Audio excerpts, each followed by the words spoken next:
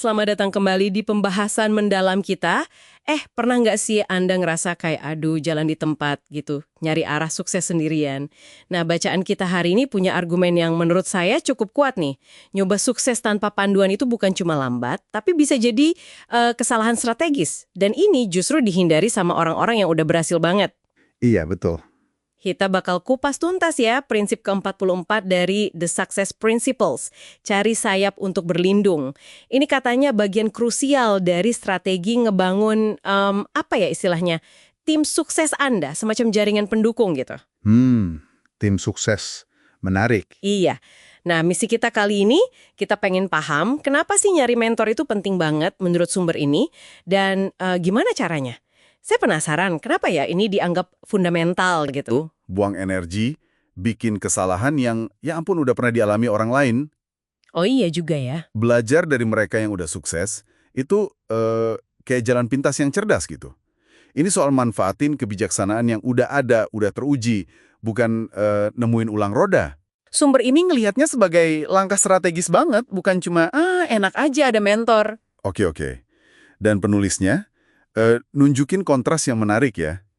Kita nih seringnya minta saran ke teman, ke tetangga, ke keluarga, yang mungkin, ya maaf, belum punya rekam jejak di bidang yang kita mau. Iya, sering banget itu. Sementara, orang sukses malah proaktif banget nyari ahli. Ada kutipan dari Robert Allen di sini. Katanya kalau kita pelajari orang hebat, pasti deh ketemu mereka punya guru. Bahkan kadang nggak cuma satu. Bener. Jadi idenya ya itu tadi temukan sayap orang sukses buat kita berlindung gitu ya.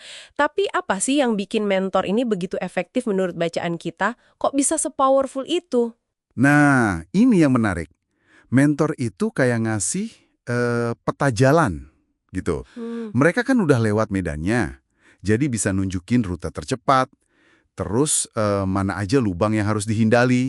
Peta jalan, itu dia. Iya kan? Ini jelas ngirit waktu, ngirit uang, dan seringnya ngirit sakit hati juga karena gagal yang nggak perlu.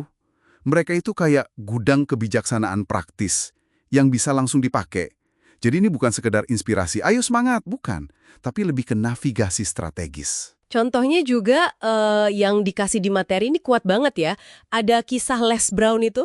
Oh iya, Les Brown. Dia kan penuh ragu gitu ya karena latar belakangnya. Tapi mentornya si Norman Vincent Peale ini kan orang udah jadi banget ya. Udah mapan, ya. Dia ngelihat potensi Les Brown terus bilang, "Kamu bisa kok bicara aja dari hati."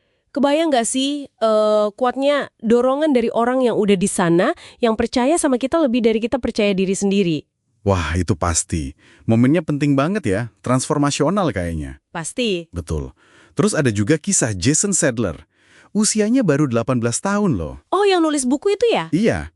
Atas dorongan mentornya, Brad Soluse, dia nekat aja nulis buku tips sukses buat teman sebayanya. Isinya ya soal percaya diri, cari mentor, cari kerjaan, dan draftnya itu kelar dalam 3 minggu. Coba bayangin. Cepet banget gimana ceritanya? Nah, kata penulisnya, alasannya simpel. Karena dia nggak tahu kalau dia nggak bisa melakukannya. Oke, jadi saking polosnya malah jadi ya? Iya, kayak gitu. Ini nunjukin mentor tuh nggak cuma ngasih peta, tapi juga bisa nantang batas-batas yang sering kita bikin buat diri sendiri. Dan si Jason ini pun terus nambah mentor lagi sepanjang perjalanannya. Nah, ini nih. Ini jadi penting buat kita semua kan? Terus gimana dong cara praktisnya?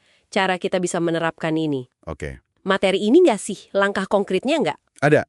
Jadi pertama identifikasi dulu orang-orang yang Anda kagumi di bidang Anda. Siapa sih role modelnya? Oke. Terus pikirin spesifik, apa yang pengen Anda pelajari dari mereka. Jangan cuma mau sukses kayak dia. Tapi skill apa? Pola pikir apa? Jaringan siapa? Spesifik ya? Iya, harus spesifik. Baru deh beraniin diri buat deketin. Kontak mereka. Penulisnya sih bilang ini lebih mungkin berhasil daripada yang kita duga loh. Ternyata banyak orang sukses itu, seneng kok berbagi.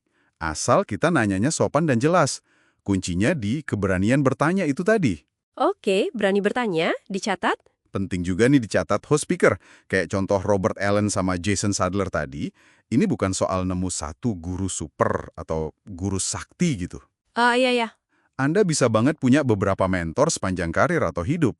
Mungkin buat aspek yang beda atau di fase yang beda. Oke, jadi fleksibel ya. Betul. Yang paling penting menurut argumen di sini, ya sikap proaktif kita itu. Proaktif nyari dan nyerap ilmu dari mereka yang udah duluan buka jalan. Oke, jadi kalau kita tarik benang merahnya nih ya dari semua ini, pesannya kayaknya jelas banget, jangan nebak-nebak sendiri jalan menuju sukses dalam gelap gitu. Persis. Cari orang yang udah nyampe tujuan yang kita mau, deketi dengan hormat, terus ya belajar dari pengalaman mereka. Prinsip ke-44 ini, cari sayap untuk berlindung, intinya soal percepatan kemajuan kita secara strategis. Dan ini nyambung banget ke gambaran besarnya di buku ini, yaitu ngebangun tim sukses Anda. Konsep yang penting banget itu. Mentorship ini salah satu pilar dukungan strategis yang Anda bangun kalau mau capai tujuan-tujuan besar. Jadi bukan cuma nice to have, bukan cuma bagus kalau ada, tapi ya bagian integral dari fondasi sukses menurut penulis. Oke, nah sebagai penutup nih, ada satu pemikiran buat Anda renungkan. Bacaan kita kan fokusnya ke mentor sebagai orang ya, individu. Tapi mentorship itu kan bisa datang dari banyak sumber lain juga ya. Bener banget. Kayak buku yang bagus banget, kursus yang mendalam, mungkin biografi orang sukses yang inspiratif. Nah pertanyaannya, di luar orang yang bisa Anda ajak ngobrol langsung, kira-kira sayap perlindungan tak terduga apa lagi dalam bentuk lain yang mungkin udah ada di sekitar Anda sekarang, yang siap Anda manfaatkan buat belajar dan tumbuh. Mulai hari ini. Coba deh dipikirin.